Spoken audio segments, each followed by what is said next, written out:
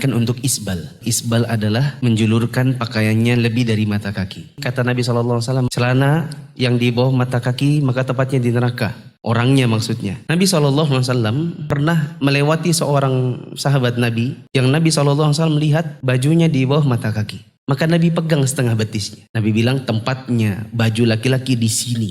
Anggaplah ini tangan saya, ini kaki. Maka Nabi pegang setengah betis. Kemudian beliau bilang, bila enggan maka tidak hak yang lebih dari ini dipegang pas di mata kaki. Itu menunjukkan bahwa laki-laki tempatnya celananya paling ujung adalah di atasnya mata kaki.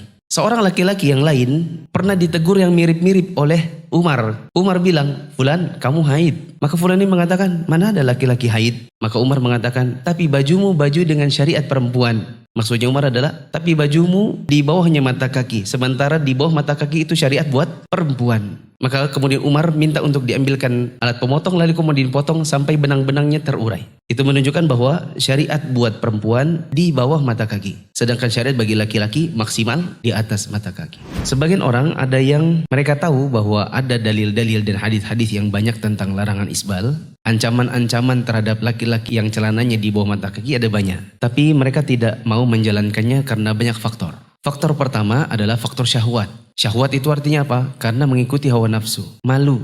Mereka bilang nanti dibilangin orang kebanjiran. Ini faktor syahwat. Saya dengar langsung dari seorang bapak-bapak. Teman-temannya semua dari minggu lalu setelah kajian langsung potong celana. Bapak itu tidak mau. Nah ini beliau ketika ditanya kenapa bapak tidak mau potong celana seperti bapak-bapak yang lain. Karena kantornya bareng. Itu mereka sama-sama petinggi bandara. Alasannya kenapa? Enggak ada. Pokoknya saya nggak mau aja. Bagaimana dengan hadis yang kemarin? Ya saya belum bisa menerima aja. Sudah banyak dalilnya dia dengar. Dia tolak hanya dengan alasan pokoknya saya nggak mau aja. Berarti ini apa namanya? Syahwat. Sesuatu yang sangat mungkar. Faktor yang kedua, orang tidak mau potong celananya, tidak mau di atas mata kaki karena syubhat. Syubhat itu artinya ada sesuatu yang mungkin samar-samar, dia pikir itu benar padahal salah. Ada yang bilang kalau memang tidak boleh isbal, kenapa kita pakai kaos kaki? Maka jawabannya, kaos kaki itu adalah penutup kaki. Berbeda dengan pakaian yang di atas itu penutup bagian atas. Yang satunya alas kaki, yang satunya penutup bagian atas. Perbedaan yang kedua, baju, gamis, celana, sarung, itu semua adalah menjulur dari atas ke bawah. Sedangkan kaos kaki, makainya dari bawah naik ke atas. Maka tidak bisa menyamakan dua hal yang beda. Kebiasaan orang yang suka mendengarkan syubhat adalah menyamakan yang tidak sama. Seperti syair dibilang musik, ayat Injil dibilang mirip ayat Quran. Itu kan kemudian membuktikan tentang orang yang kepalanya banyak dengan syubhat. Karena menyamakan yang tak sama. Syubhat yang kedua, mereka bilang tapi kan yang masuk neraka itu bajunya aja. Kita katakan tidak mungkin bajunya saja. Karena tidak dikenakan azab pada benda. Tetapi pada kita pelakunya. Apa hukumnya rokok? Hukumnya rokok nggak ada. Kalau hukumnya membuang rokok, harus buat orang yang sudah ngerokok ya buang rokok.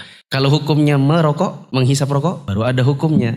Maka kita tidak kenakan hukum itu pada bendanya, tapi pada kita yang menggunakannya. Syubhat yang ketiga, kata mereka Raja Saudi aja isbal. Coba lihat bajunya Muhammad bin Salman, Raja Salman. Maka jawabannya gampang, bahwa Raja Salman, Muhammad bin Salman, dan siapapun raja di muka bumi ini, mereka semua hamba yang mereka harus tunduk terhadap aturan Islam. Aturan Islam ini tidak mengenal kaya dan miskin, tidak mengenal penguasa dan rakyat jelata. Maka mereka pun sama, apabila mereka tidak patuh, maka mereka pun masuk neraka. Buat apa kita berdalil dengan manusia biasa? Yang bisa dijadikan dalil itu adalah Nabi SAW dan para sahabatnya dalam kondisi mereka berijma'.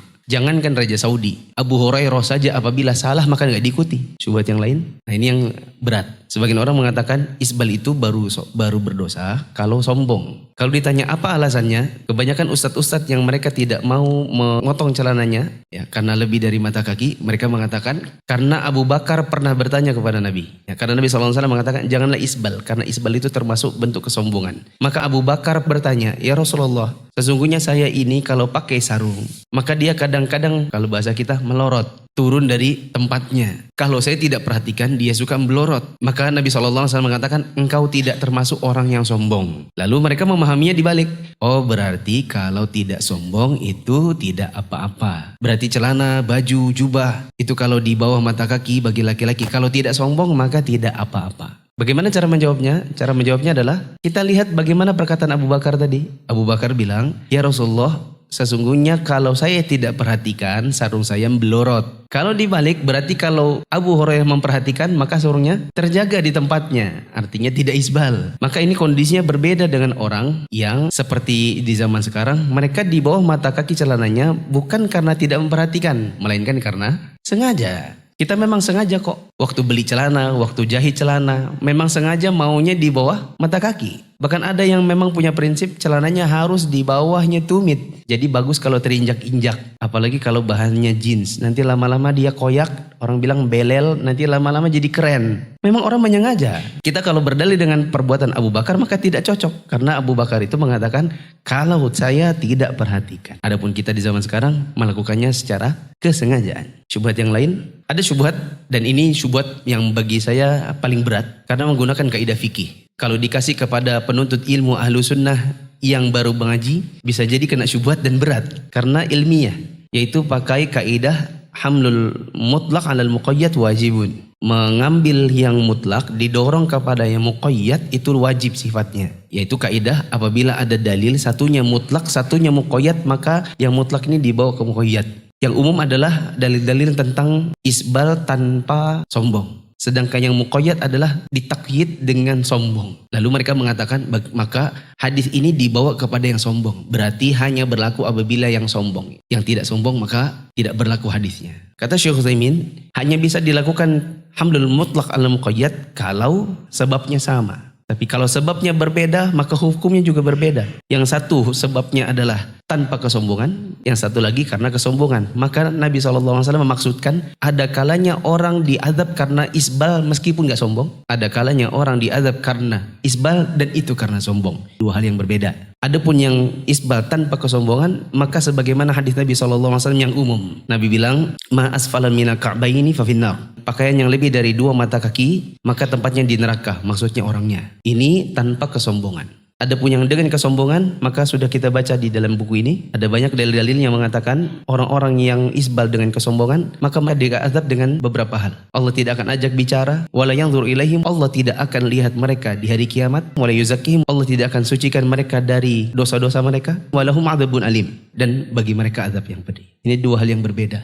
Silakan teman-teman memilih yang mana teman-teman mau. Semoga nggak ada lagi yang bilang pokoknya saya nggak mau. Kenapa? Pokoknya nggak apa-apa. Pokoknya saya nggak terima aja. Karena saya khawatir orang-orang yang demikian itu mendapatkan azab dari Allah. Pernah terjadi suatu hari seorang laki-laki berbicara dengan Ibnu Abbas tentang hukum seputar manasik haji. Kemudian Ibnu Abbas mengatakan, Rasulullah bersabda begini. Laki-laki itu menentang perkataan Nabi. Dia mengatakan, tapi Abu Bakar sama Umar berpendapat begini. Paham ya? Ketika berdiskusi, Ibnu Abbas bawakan hadis Nabi. Sedangkan orang ini membantah perkataan Nabi dengan membawakan perkataan Abu Bakar dan Umar. Yang kita yakin gak mungkin Abu Bakar Umar itu menentang Nabi. Mungkin dianya aja yang salah paham. Maka kata Ibnu Abbas apa? Seolah-olah aku melihat ada bintang dilempar ke kepalamu dari atas langit. Ku katakan Nabi bersabda, kamu tentang dengan perkataan Abu Bakar dan Umar. Ini tadi kita bicara tentang hadis-hadis berkenaan dengan isbal. Lalu ada orang berkata, saya nggak mau. Kenapa? Pokoknya nggak mau aja. Ini bukan lagi ditentang dengan perkataan Abu Bakar dan Umar. Ditentang dengan perkataannya dia sendiri. Kita menentang perkataan Nabi dengan perkataan Abu Bakar dan Umar. Kata Ibnu Abbas, sepertilah kamu dilempar dengan bintang atau batu dari langit. Ini kau tentang perkataan Nabi dengan perkataanmu sendiri.